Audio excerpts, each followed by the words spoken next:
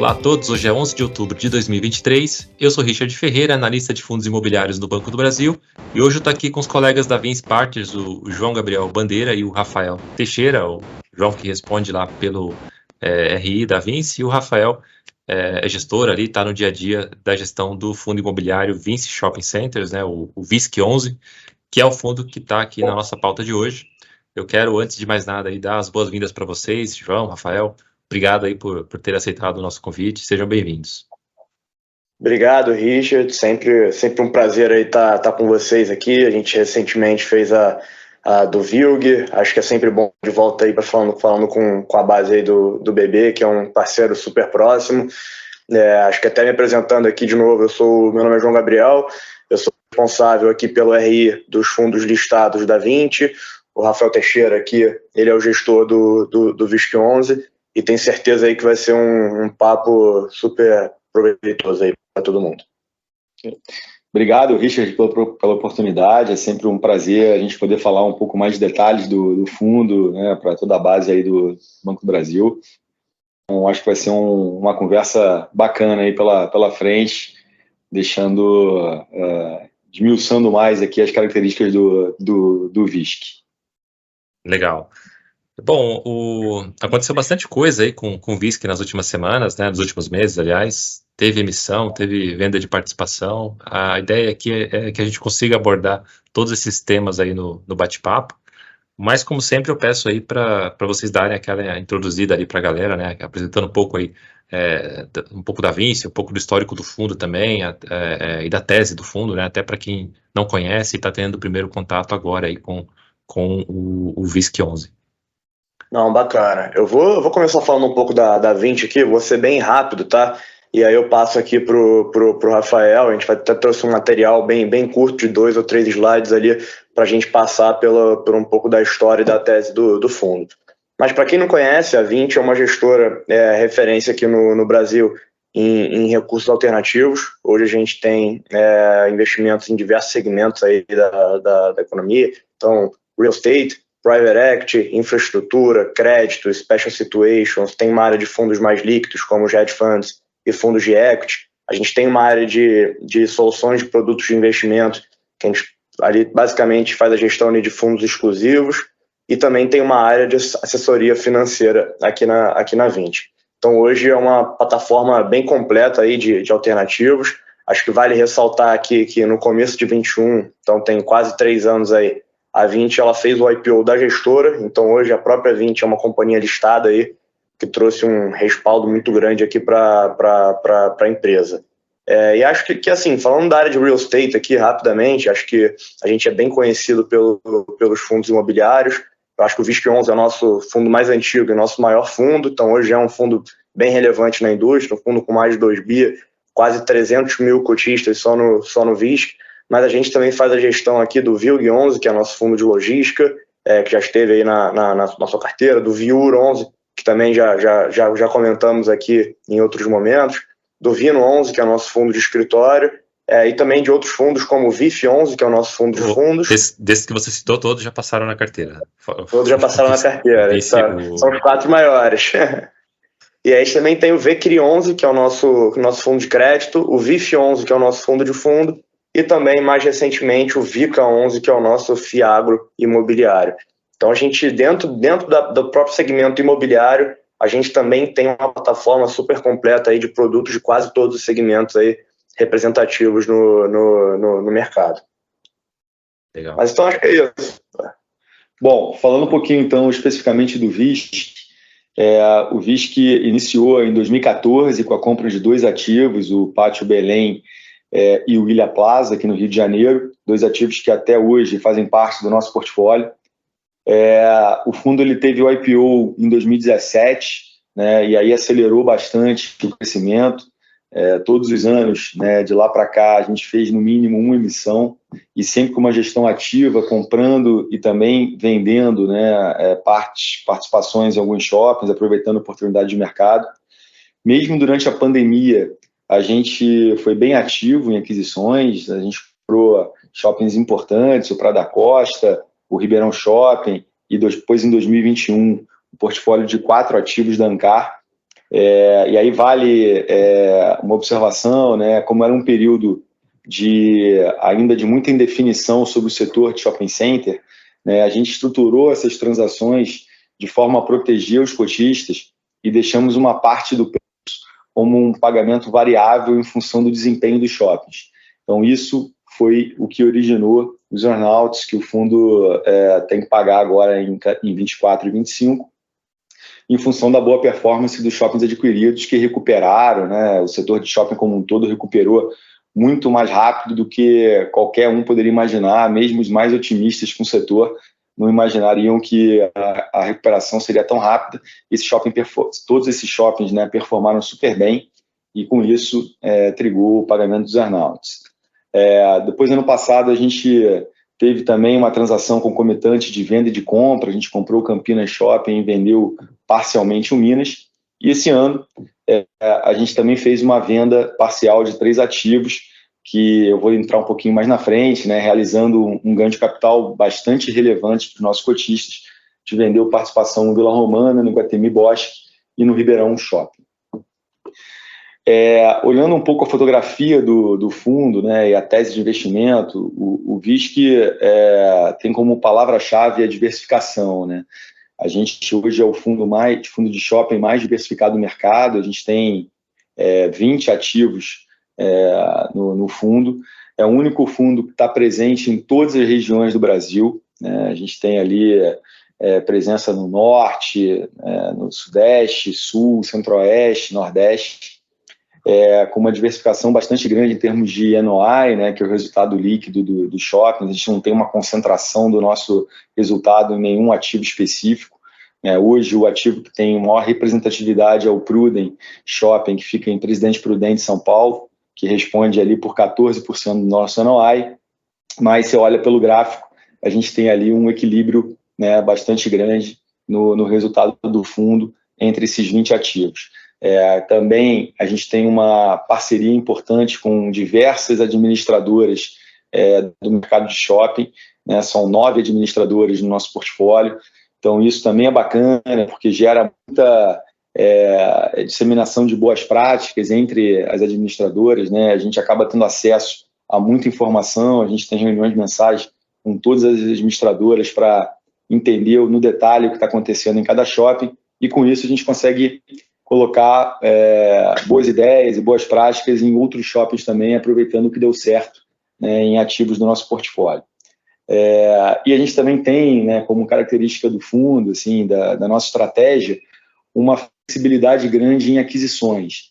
A gente entra tanto como majoritário, tendo controle do shopping. A gente tem no portfólio 4 ativos que a gente controla, né? O Prudem, que eu citei anteriormente, é um deles, o Prada Costa é o segundo, Maracanaú, lá em Fortaleza, e agora, recentemente, o Campinas, que a gente comprou 5% e tem um controle. Nos outros 16 shoppings, a gente tem participação minoritária. Então, essa flexibilidade também ajuda, né, nas aquisições. E, por fim, uma presença maior no estado de São Paulo, né, ali quase 40%, quando estado, né, cidade e também interior, mas, como eu comentei anteriormente, uma diversificação geográfica bastante importante. E ali, só para, antes da gente entrar um pouco... Para voltar no slide anterior, essa composição que vocês estão apresentando aqui, ela já leva em conta essas últimas transações que o fundo fez de aquisição e de venda? As últimas vendas, sim. As aquisições ainda não. Porque elas não foram concluídas ainda. Por mais que a gente já tenha anunciado um acordo, né, a assinatura de um MOU, elas ainda não foram concluídas, mas assim que elas forem concluídas, a gente vai divulgar via comunicado, fato relevante, e a gente vai incluir nesses gráficos. A gente vai falar um pouquinho mais para frente, no detalhe, né, mas a gente vai ter aí, com essa nova oferta que a gente acabou de fazer, 3 novos shoppings para o portfólio, e a gente vai agregar mais 2 praças que a gente não está presente, né, Rio Grande do Norte e Brasília. Mas eu falo um pouquinho... E acho que o legal ali do que o Rafael falou, só de São Paulo, que naturalmente a gente tem uma concentração maior, afinal é o maior PIB do país, é normal ter uma concentração um pouco maior em São Paulo, mas existem vários São Paulos, né, que a gente gosta de falar aqui. Eu acho que o fundo ainda assim está bem exposto está bem diversificado dentro de São Paulo, né? Então a gente tem Campinas, mas tem Ribeirão, tem Presidente Prudente, tem ABC. Então, assim, a gente dentro de São Paulo está bem diversificada. Acho que é um outro ponto super positivo aí, falando da maior praça do país. Legal. E olhando o histórico de retorno do fundo, acho que quem entrou lá no IPO em 2017 e segurou o fundo, né, até hoje, está feliz, né? Acho que quando a gente compara com os principais benchmarks do mercado, o fundo ele teve um retorno total, aí incluindo os rendimentos mensais, né, e o ganho de capital, em 87,4% ao longo do período. Isso representa mais de 190% do CDI acumulado do período, quase 2 vezes o retorno do IFIX, né, que é um índice que envolve os principais fundos imobiliários, e mais de 30 pontos percentuais acima também do Ibovespa acumulado do período, né? Então, acho que isso é reflexo aí de um histórico de boa alocação de recursos e uma boa escolha também dos shoppings que a gente comprou, né, que foram ativos que, ao longo do tempo, desempenharam super bem e geraram um bom rendimento, né, um bom resultado aqui para o fundo e, naturalmente, para os cotistas também. Pô, acho que a gente trouxe acho que esses 3 slides, eles representam bem aí o que é o fundo, né? Contam um pouco da história, de como foi o fundo desde o início, né? O fundo é um fundo bem antigo já, foi um dos primeiros aí, o fundo é de 2014, apesar de ter tido o IPO dele só em 2017. Então, acho que esses 3 slides resumem bem aí a história do fundo, mas vamos lá para as perguntas aqui que a gente consegue esmiuçar ainda mais. Legal. Você citou aí, Rafael, dessas últimas 3 aquisições que foram feitas agora.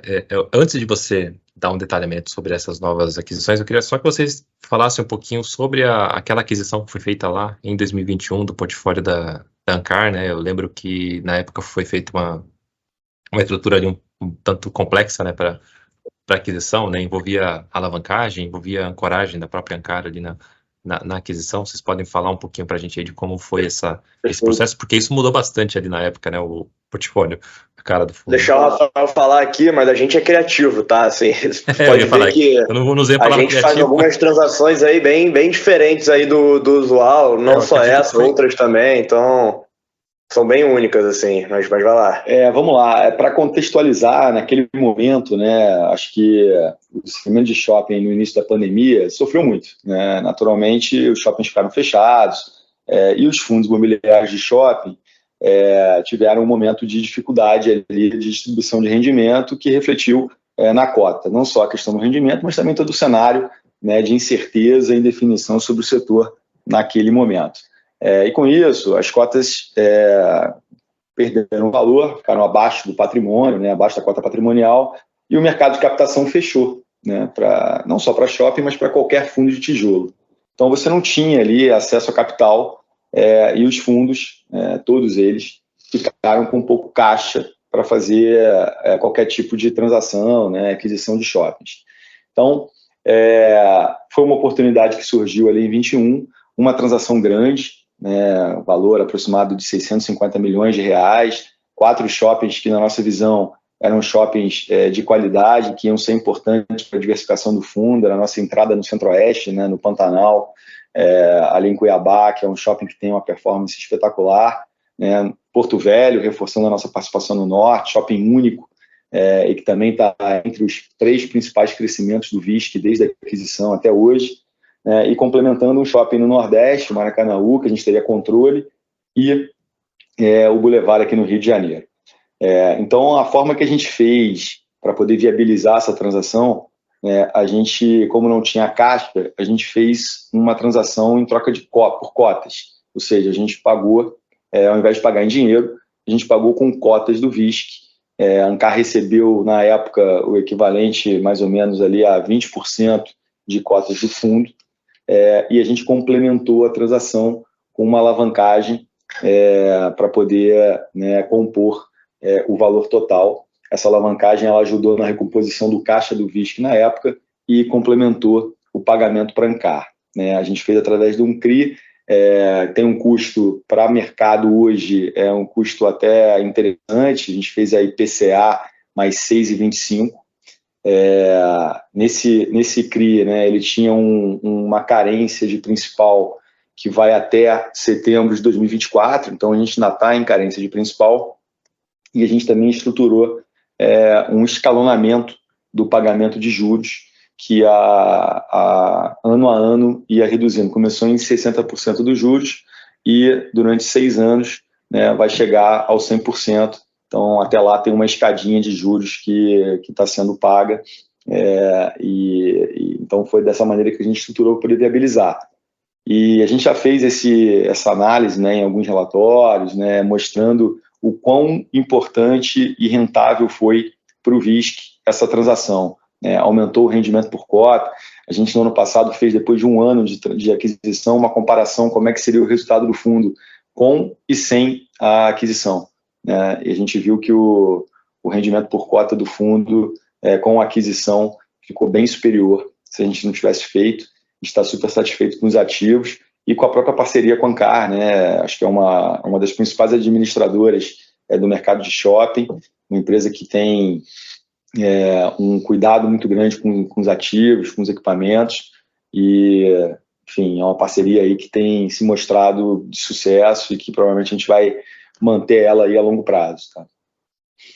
Legal. Agora, se você quiser falar um pouquinho aí dessas novas aquisições que foram feitas, essas mais recentes, né? O fundo tinha feito a venda ali de algumas participações nesses últimos meses, né? Entrou um dinheiro no caixa ali, né? Mas também vocês vieram com a emissão a mercado, né? Então, o pagamento dessas novas aquisições aí, ela vai ser feito com recurso dessa emissão, não é isso? Isso, perfeito. Eu vou falar um pouquinho das vendas e depois já emendo nas compras. Isso. Primeiro, a venda foi uma ótima oportunidade na nossa visão.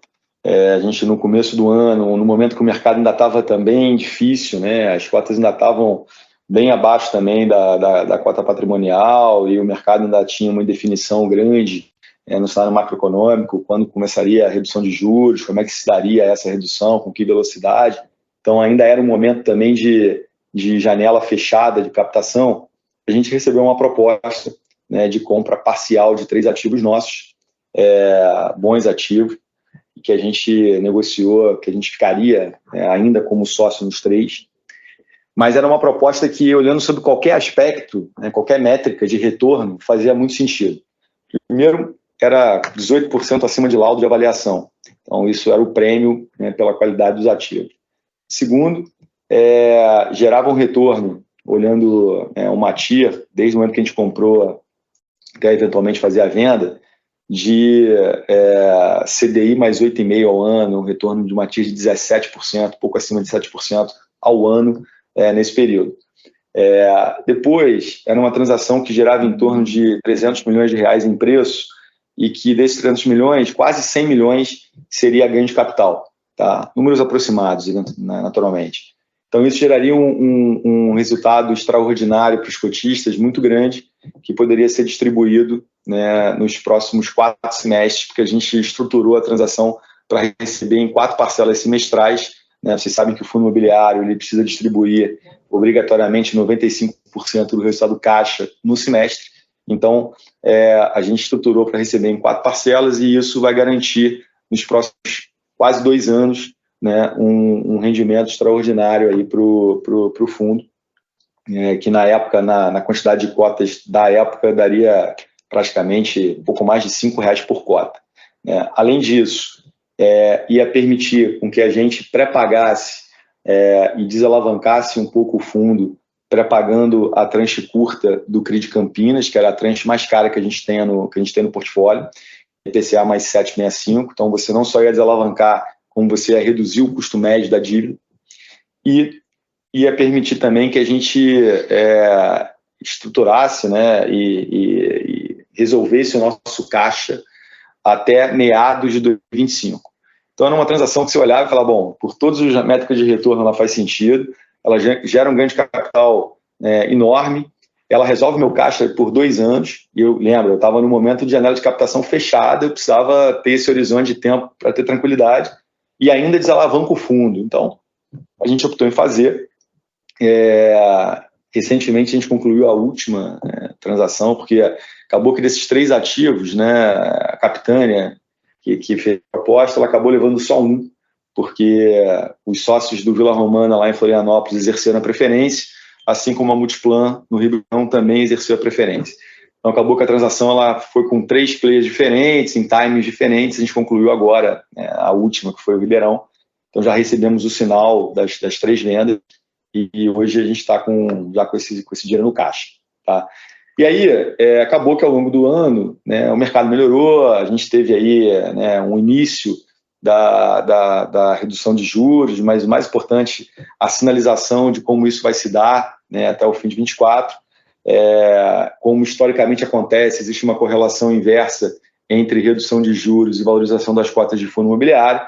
Então o mercado antecipa, isso começou a acontecer, as cotas andaram bem, né, valorizaram bem, ultrapassaram inclusive o valor de cota patrimonial, e isso a janela de captação, e com isso a gente viu a oportunidade de fazer essa nona emissão, que a gente concluiu agora mês passado. Captamos 305 milhões numa primária. A oferta ela tinha uma base de primária e uma base de secundária, que é justamente para a Ancar, dado que a Ancar lá atrás entrou com uma quantidade relevante de cotas. A gente combinou que em eventos de liquidez do fundo a gente faria uma oferta secundária concomitante para que a Ancar pudesse sair no mercado sem precisar sair no mercado secundário e pressionar o valor da cota. Então ela saiu com 48 milhões agora. E esses 305 milhões que a gente captou de oferta primária, a gente tem um pipeline de aquisição para comprar 3 novos ativos. Como eu citei, o Conjunto Nacional em Brasília, que é um ativo super icônico no Brasil, um dos ativos mais antigos do Brasil, muito bem localizado ali no plano piloto, com um fluxo enorme, tem a rodoviária na frente dele, complexo hoteleiro atrás. É um ativo que tem todas as métricas de operacionais muito boas, né? NOI por metro quadrado, venda por metro quadrado. Brasília é uma praça de difícil entrada, então a gente está bastante feliz com a oportunidade de entrar nesse shopping. Reforça a nossa presença no Centro-Oeste, né? Brasília tem renda, então é um shopping que, na nossa visão, vai ser bem estratégico para o VISC e vai ser um dos principais do portfólio. A gente entra no Natal Shopping, também reforçando a nossa presença no Nordeste, numa capital que a gente não tinha presença, né? E completa o portfólio com o Via Sul, que é um ativo também em Fortaleza, mas que está numa área primária diferente do Iguatemi Bosch, que a gente tem participação. Uma transação que, olhando o consolidado, sai num cap de 8,9 quando a gente projeta 2024. Então, a gente entende também que a gente entrou num bom cap para a qualidade desse ativo. Tá? Então, com esses recursos da oferta, a gente está trabalhando para, em breve, concretizar essa transação. Está bem encaminhado, fase de documentos, assinatura de documentos, né? Mas imagino que nos próximos, até o final do mês, a gente deve estar anunciando aí a concretização da transação. Certo. Acho que agora a gente pode entrar aí num dos temas que talvez sejam mais polêmicos aí em relação ao VISC, né? Que é a questão da alavancagem que você já citou, né? Muito dessa alavancagem aí está relacionada ali àquela aquisição do portfólio da Ancar lá em 2021, né? Perfeito. No último relatório gerencial ali, se a gente somar todas as obrigações ali, a gente tem algo na casa de 641 milhões, né? Que representa ali algo na casa de 24% dos ativos do fundo. É um tanto elevado, né?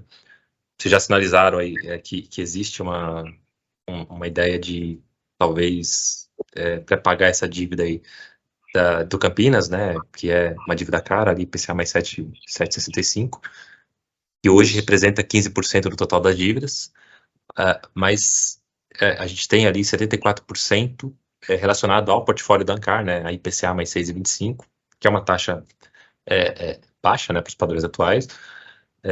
Vocês veem espaço ali para talvez seguir reduzindo essa alavancagem? Como que vocês pretendem gerenciar essas obrigações aí do fundo? Acho que, deixa eu só assim, antes do Rafael entrar no detalhe, esse tema alavancagem eu acho que é sempre um tema que vem aqui nas lives e conversas que a gente faz, e isso para todos os fundos aqui, né? Acho que todos os fundos de tijolo nossos aqui têm algum grau de alavancagem. E a gente gosta da alavancagem, tá? A gente acha que a alavancagem, quando bem feita, ela é positiva e ela gera retorno, né, pro fundo. Então a alavancagem, quando bem utilizada, ela tem valor. A gente brinca aqui, eu já ouvi algumas pessoas falando isso, que é a diferença ali do remédio pro veneno, né? Na dose certa ela salva, na dose errada ela mata. O importante é saber dosar ali com a alavancagem. Então a gente olha para uma série de pontos aqui. Quando a gente faz esse grau de alavancagem que você comentou, que é de 24%, a gente gosta sempre de olhar para o total de ativos que o fundo tem, né? E aí acho que talvez seja até um pouco menor. Em vez de olhar para o PL, a gente gosta de olhar sempre para o total de ativos que o fundo tem. Porque esses ativos estão gerando receita para o fundo, né? Então é até menor. A gente acha que fica na casa de 20%, talvez até um pouco menos. E aí a gente acha que é um patamar saudável esse. Ainda mais da forma que ela está estruturada, que é uma alavancagem de longuíssimo prazo, né? Então a gente não tem um descarrego grande aí. Tem aquelas alavancagens que são aquela dívida bullet, né? Que você chega lá no final, você tem que pagar tudo de uma vez. Aí a gente acha que, assim, você está correndo contra a parede ali para não bater o carro. Quando você tem ela estruturada ao longo do tempo, eu acho que você dilui muito esse risco. E a gente ainda assim acha que 20% ali é um patamar saudável de um fundo. Ele está alavancado, naturalmente é uma taxa boa, como a gente tem aqui, e dívidas de longo prazo. Mas acho que essa mensagem ela vale aqui não só para o VISC, mas para todos os nossos fundos aqui. A gente é uma casa assim, que costuma trabalhar com alavancagem, entende que uma alavancagem, quando bem feita, ela gera valor para o fundo. Complementando aqui o que o João comentou, né, primeiro assim, quando você olha para o VISC, você faz a conta da obrigação líquida, né? Você tem hoje dinheiro em caixa que precisa ser abatido desse valor das obrigações, né? Quando você pega obrigações líquidas e divide pelo valor dos imóveis do VISC, hoje, pós a nona emissão, esse número já reduziu, está em torno ali de 15%. Tá? A gente tem uma perspectiva aqui na frente... Entrou um caixa no fundo, né? Então, a gente descontando, né, o que tem de aplicações financeiras ali, a gente chega num valor menor, de fato, eu não mencionei. Perfeito.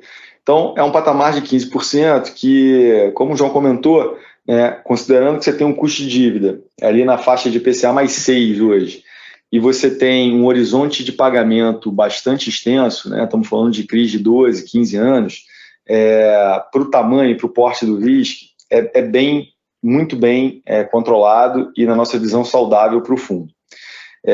A tendência é que você ainda reduza mais isso, não necessariamente pré-pagando, mas futuramente, né, com novas aquisições. A gente tem aí pela frente um cenário aí de oferta, né, no curto prazo. A expectativa é que você reduza ainda mais essa alavancagem e nada impede, dependendo do sucesso da próxima oferta, a gente também pré-pague uma parte desse CRI, pode ser inclusive o CRI da Ancar, está em negociação, né, mas que pode ser feito isso com os recursos da oferta. Mas o fato é que, como o João comentou muito bem, a alavancagem por si só ela não é um problema, né? Ela muitas vezes ela ajuda no retorno, ela é importante para o cotista, ela só precisa estar bem dimensionada dentro do tamanho do fundo.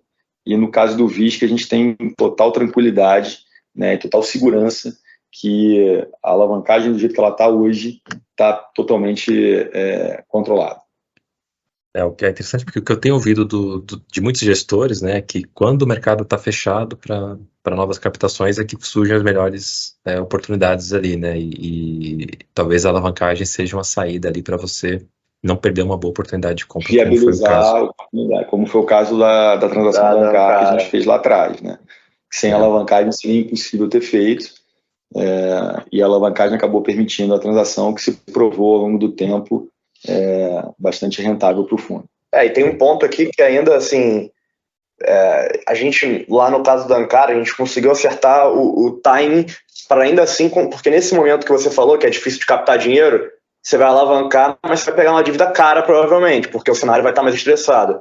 No caso da transação da Ancar, a gente ainda assim conseguiu pegar uma dívida barata, que foi logo ali em setembro de 21, estava começando a piorar o cenário, né?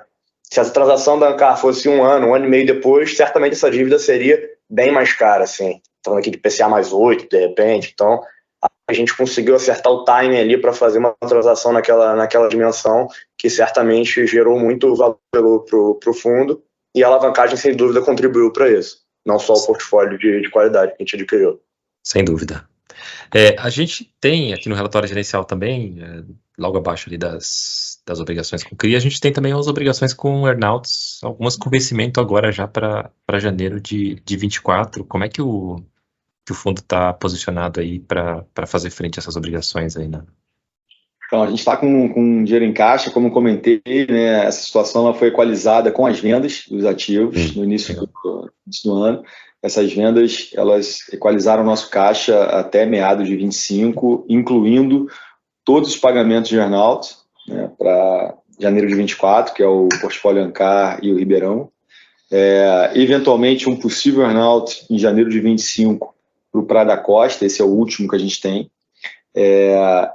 CAPEX, que os ativos demandam, né? Shopping faz parte da operação, demanda CAPEX de manutenção, eventualmente alguns investimentos comerciais, de infraestrutura que são feitos, e o pagamento também do principal de dívida para esses próximos 2 anos. Então, tudo isso está equalizado com as vendas que foram efetuadas.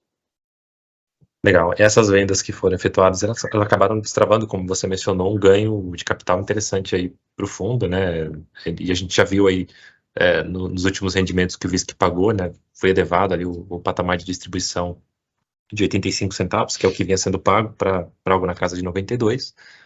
E já tem até um guidance ali até o final do ano aí de algo na casa de 90 centavos a R$1 por cota, né? E assim, como você mencionou, parte das vendas, elas vão entrar no caixa nos próximos semestres, né? Certo que eu acho que o sinal, né, o grosso já veio agora nesse segundo semestre de 2023, mas boa parte do caixa ainda vai entrar para o fundo. Então, eu acho que a pergunta que o cotista deve estar se fazendo é se é viável manter esse patamar de distribuição ao longo do ano que vem, né? Que de 90 centavos ao real. A boa notícia é que esse patamar de rendimento ele vai ficar bem alto até certamente o primeiro semestre de 25 ali, né, porque é onde você tem a distribuição do ganho não recorrente. Para você ter uma ideia, a gente até divulgou, aí o João até me corrija, não sei se a gente vai divulgar já ou se vai divulgar agora, eu vou dar um spoiler aqui, mas o guidance para até dezembro vai ficar entre 95 e R$1. Já divulgou no comunicado de conclusão das vendas, que foi agora na segunda-feira, depois do relatório mensal. Para o primeiro semestre do ano que vem, esse rendimento médio mensal vai ficar próximo ali de R$1,10, porque é onde a gente concentra a maior parte do recebimento das vendas, vai ser em janeiro de 24, que casa com o pagamento do earnout, né, e vai gerar um ganho de capital bastante importante para o primeiro semestre. Então, ao longo do ano de 24, eu acho que os cotistas do VISC vão ter rendimentos robustos aí. Acho que em termos de resultado, assim, é uma coisa que a gente nem abordou aqui, mas assim, você tem um não recorrente que naturalmente ajuda aí a contribuir para engrossar esse resultado, mas o recorrente dos shoppings ele está muito alto também, né? Então, os shoppings estão performando bem, os shoppings do fundo eles estão performando bem, entregando um resultado muito alto. Aí, quando você junta uma coisa muito boa com outra coisa muito boa, fica uma coisa excelente, né? Porque é isso, os shoppings já estão performando muito bem, entregando rendimentos altos, e você tem uma venda que ajuda a aumentar ainda mais esse rendimento. Esse ponto do João é muito importante, né? Acho que a gente realmente não falou, mas eu acho que vale, de forma resumida, ressaltar. O segmento de shopping vem performando bem tanto em 22 quanto em 23. Né? O VISC em 22 cresceu 20% em relação a 19, o seu resultado operacional, e em 23 até a data está crescendo 14% em relação a 22. Então, naturalmente, isso gera um resultado recorrente alto, né? A gente distribuiu, em termos de resultado recorrente, esse ano, quase 20% a mais do que a gente distribuiu em 22. E o mais legal é que o resultado qualitativo também está muito bom, né? Você tem hoje inadimplência baixa, desconto baixo, custo de ocupação do lojista flat em níveis bons. Então, isso te permite acreditar que você está com um crescimento sustentável e que vai se manter ainda por um tempo, né? Então, acho que esse ponto é muito importante também os cotistas, os investidores entenderem, porque enquanto o desempenho dos shoppings estiverem indo bem, né, dá uma tranquilidade grande aí que esses resultados, independente do resultado extraordinário das vendas, vão permanecer altos. Sem falar que o fundo já tem aí quase R$1 de resultado acumulado também, né? O que também dá um conforto de distribuição futura bastante grande. Legal.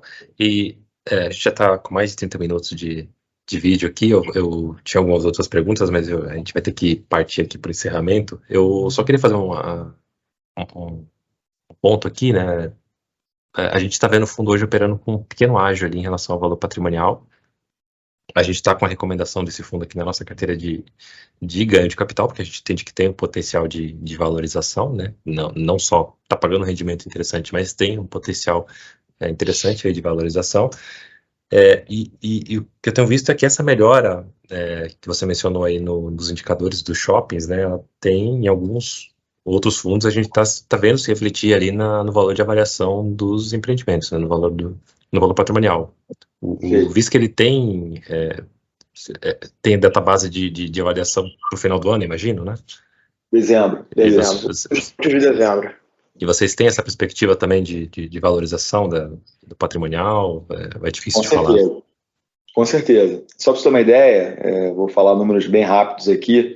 Se a gente pegar a avaliação do ano passado, né, que foi feita em dezembro de 2022, a projeção do avaliador para esse ano era um NOI, número não importa, era 200 milhões, mas o fato é que a expectativa de fechamento para 2023 está 30% acima do que foi projetado pelo avaliador. Então, se o avaliador desse ano pegar o NOI realizado esse ano, aplicar o mesmo cap implícito que ele aplicou no ano passado para estimar o valor dos imóveis, a gente teria uma avaliação projetando uma valorização para o VISC no patrimônio de quase 40%. Então, a gente fez até uma sensibilidade aqui interna, né, com algumas variáveis de cap e NOI projetado, mas a nossa expectativa é que em dezembro tenha uma valorização importante nessa nova avaliação, pelo menos ali em torno de 20%, 15% a 20%, acho que faria todo sentido. Primeiro porque o cenário macroeconômico hoje está melhor do que estava no ano passado, né? Ano passado era um cenário ainda de pós-eleição, muita indefinição, indefinição sobre a política econômica, né, sobre juros. Então hoje você tem um cenário muito mais concreto, né?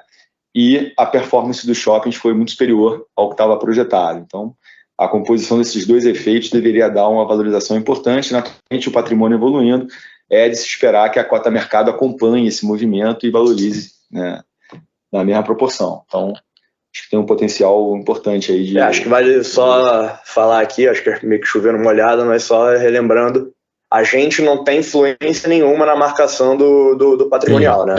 A gente contrata uma empresa externa que faz os laudos e chega nesse valor. Mas, naturalmente, a gente tem a mesma conta aqui, a gente faz o nosso próprio valuation e a gente tem uma expectativa que isso seja ali remarcado na faixa de 2 dígitos ali, né? Então, o Rafael falou de 15% a 20%, mas acho que no mínimo 2 dígitos ali é confortável da gente falar. Mas, naturalmente, as premissas, quem assume é o avaliador.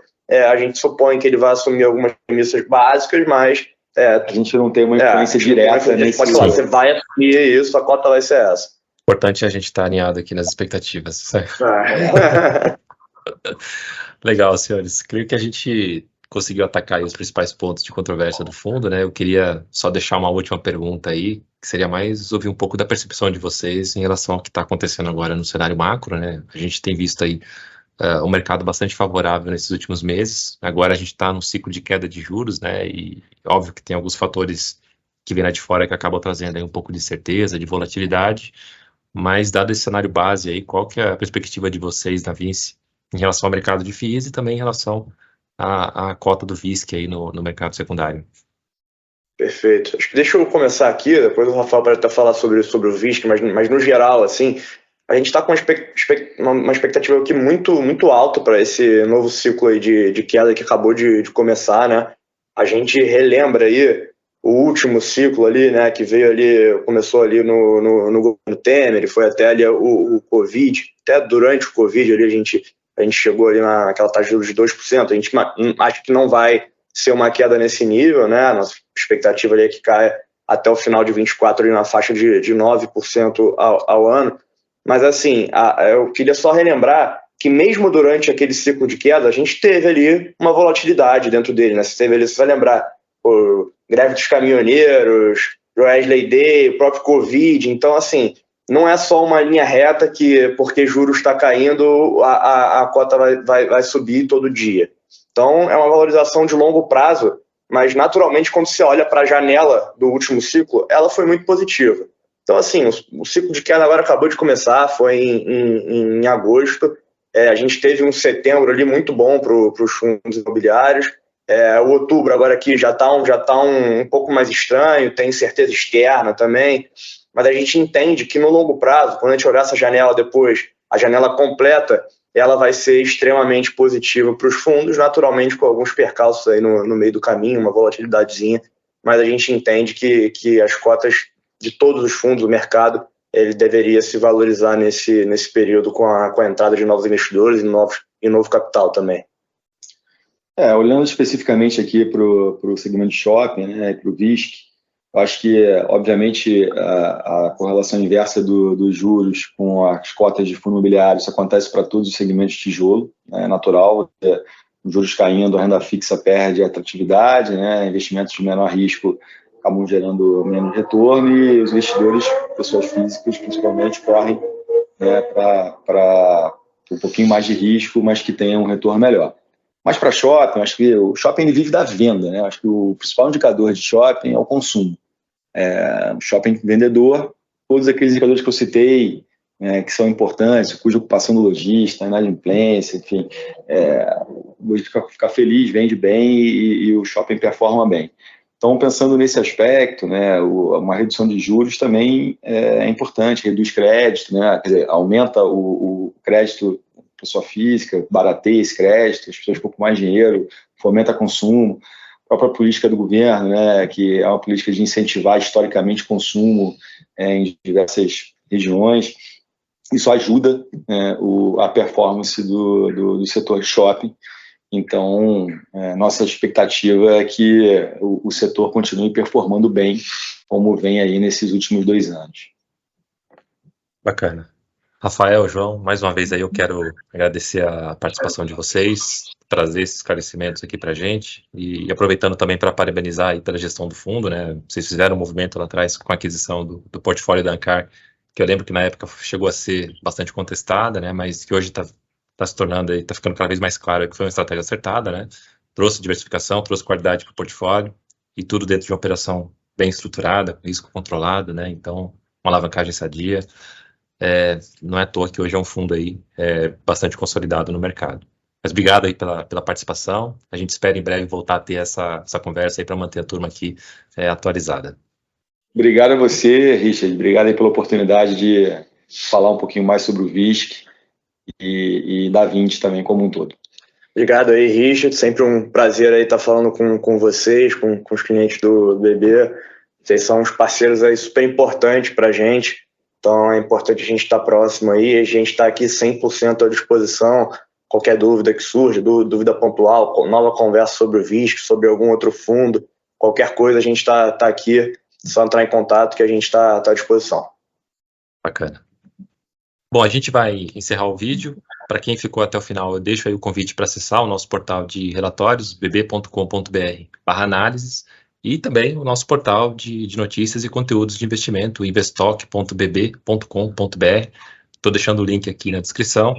Lá a gente disponibiliza o nosso relatório mensal da carteira de FIIs, o VISC está na nossa recomendação na carteira ganho, né? Tem uma página lá dedicada para o fundo, tem os links para você acessar o relatório gerencial e outros informes ali, caso você queira se aprofundar na tese do fundo e nos estudos. Bom, a gente vai ficando por aqui, um abraço e até a próxima.